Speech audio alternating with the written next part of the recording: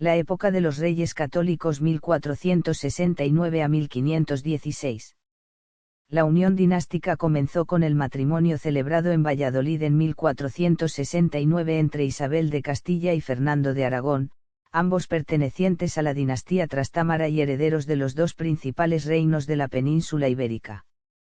La llegada al poder de Isabel estuvo marcada por el conflicto sucesorio tras la muerte de Enrique IV de Castilla, situación que terminó consolidando la posición política de Isabel y Fernando. Los monarcas recibieron el título de reyes católicos por concesión papal en 1496, reconocimiento que reforzaba su papel como defensores de la fe cristiana. Isabel y Fernando demostraron una inteligencia política excepcional para su época, construyendo un sistema de monarquía plurinacional en el que distintos reinos permanecían unidos bajo una misma corona, aunque conservando sus instituciones y leyes propias. Este modelo político se mantendría vigente durante más de 200 años y serviría de base para la expansión del futuro imperio hispánico, tal y como destacan historiadores como Ernest Belenguer. El matrimonio entre Fernando de Aragón e Isabel de Castilla dio origen a la llamada unión dinástica, aunque no supuso la creación de un estado unificado. Ambos monarcas gobernaban conjuntamente y compartían la toma de decisiones, pero cada corona mantuvo sus propias leyes, instituciones, monedas y sistemas administrativos.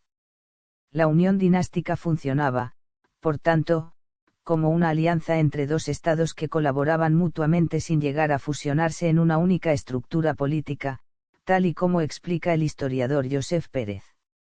El comienzo del reinado estuvo marcado por importantes problemas internos y externos. En Castilla se produjo una guerra sucesoria tras la muerte de Enrique IV, conflicto que terminó inclinándose a favor de Isabel. La victoria quedó consolidada en 1479 mediante el Tratado de Alcacobas, acuerdo que reconocía a Isabel como reina de Castilla. Ese mismo año, Fernando pasaba además a convertirse en rey de la Corona de Aragón, reforzando la unión entre ambos reinos. Los reyes católicos impulsaron también una importante ampliación territorial. El reinado comenzó afianzando el dominio castellano sobre las Islas Canarias, aunque el control efectivo del archipiélago no quedó completado hasta 1496. En 1482 se iniciaron las campañas militares contra el reino nazarí de Granada, último territorio musulmán de la península ibérica. Finalmente, Boabdil el Chico firmó la rendición de Granada el 2 de enero de 1492. En las capitulaciones, Isabel y Fernando se comprometían inicialmente a respetar la vida, propiedades, religión y costumbres de la población musulmana granadina. Granada quedó incorporada como un nuevo reino de la Corona de Castilla, manteniendo durante un tiempo una población mayoritariamente musulmana regida por sus propias leyes y tradiciones. La expansión territorial continuó años más tarde con la intervención de Fernando en la Guerra Civil Navarra. En 1512, parte de la nobleza navarra reunida en Cortes proclamó a Fernando rey de Navarra, incorporándose el reino a la monarquía hispánica. Se debe a los reyes católicos el fortalecimiento de la institución monárquica en sus reinos y el inicio de un proceso de construcción estatal que aumentó enormemente el poder de la corona. Especialmente en Castilla, Isabel consiguió imponer la autoridad de la monarquía frente a la nobleza y dar los primeros pasos hacia la creación de un verdadero Estado moderno.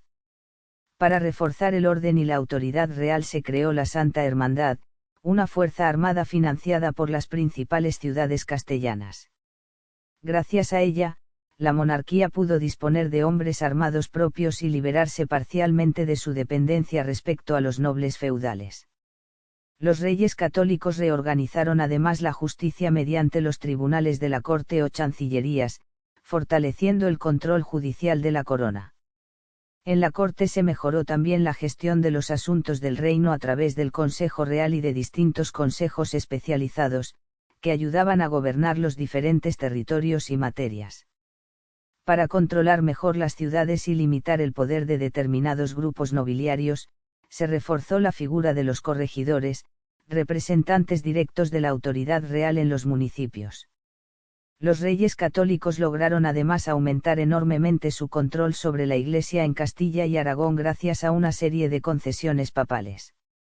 La monarquía obtuvo importantes atribuciones sobre la organización eclesiástica y sobre buena parte de sus riquezas.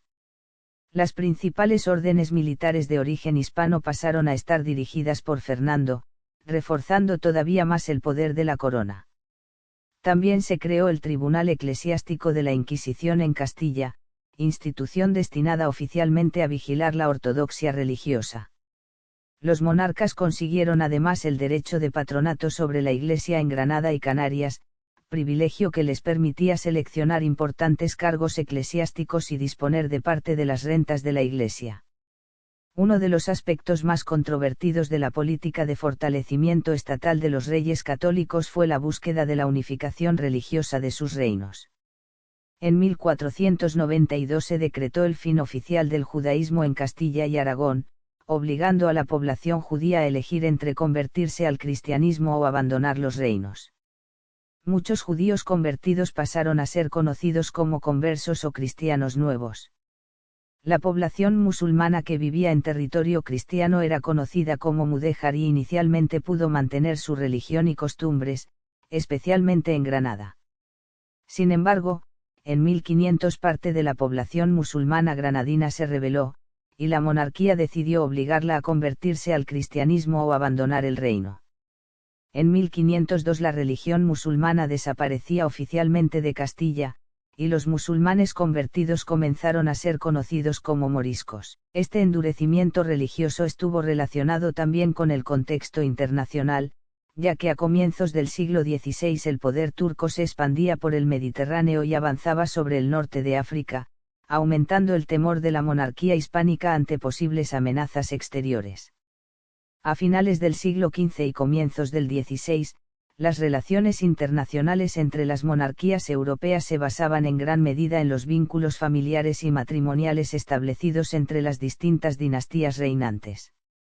La unión entre Aragón y Castilla permitió además el desarrollo de una política exterior común para ambos reinos.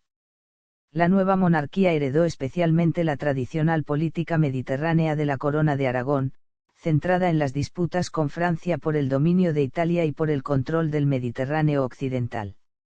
Los reyes católicos utilizaron los matrimonios de sus hijos como una herramienta diplomática fundamental para fortalecer alianzas y ampliar la influencia internacional de la monarquía. Las relaciones con Portugal fueron especialmente importantes, ya que los enlaces dinásticos terminarían facilitando que, en el siglo XVI, Portugal quedara incorporada temporalmente a la monarquía hispana. La herencia de Isabel y Fernando acabó recayendo finalmente en Carlos I, hijo de Juana y Felipe de Habsburgo, unión que permitió incorporar a la monarquía enormes territorios europeos pertenecientes a la Casa de Austria. Las relaciones con Inglaterra también comenzaron siendo favorables gracias al matrimonio entre Catalina de Aragón y Enrique VIII. Sin embargo, esta alianza se deterioró tras el divorcio de Enrique VIII y Catalina, convirtiéndose Inglaterra con el tiempo en uno de los principales enemigos de la monarquía hispánica.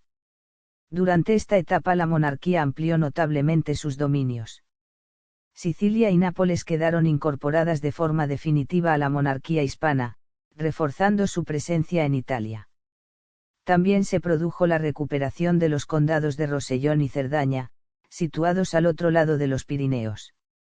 Mientras Aragón orientaba su política hacia el Mediterráneo, la expansión castellana se dirigió principalmente hacia el Atlántico y el norte de África. Las Islas Canarias, conquistadas definitivamente a finales del siglo XV, sirvieron desde 1492 como punto estratégico para la exploración castellana del Océano Atlántico y para la expansión hacia América. En el norte de África, Castilla estableció diversos puestos avanzados destinados a frenar posibles ataques musulmanes y a controlar las rutas marítimas mediterráneas. Entre esas conquistas destacó Melilla, ocupada en 1497, símbolo del inicio de la expansión castellana por la costa africana. A finales del siglo XV, muchos navegantes y estudiosos sabían ya que la Tierra era redonda y consideraban posible llegar a Asia navegando hacia Occidente. Basándose en esta idea, Cristóbal Colón presentó a los Reyes Católicos un proyecto para alcanzar Oriente atravesando el Océano Atlántico. Colón pensaba que la redondez de la Tierra permitía llegar al mismo punto siguiendo direcciones distintas, aunque calculó erróneamente las dimensiones reales del planeta. Finalmente, la expedición financiada por Castilla partió en 1492 y terminó llegando a las islas del Caribe, aunque Colón creyó inicialmente haber alcanzado tierras asiáticas. Tras el descubrimiento comenzó una lenta expansión castellana por América. Sin embargo, a la muerte de Isabel y posteriormente de Fernando, América seguía siendo todavía más un proyecto de expansión que una realidad plenamente controlada.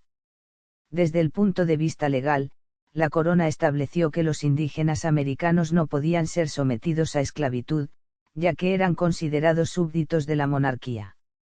No obstante, esta protección jurídica fue en gran medida una ficción, pues en la práctica la población indígena sufrió una explotación sistemática. Los trabajos excesivos impuestos por conquistadores y colonizadores,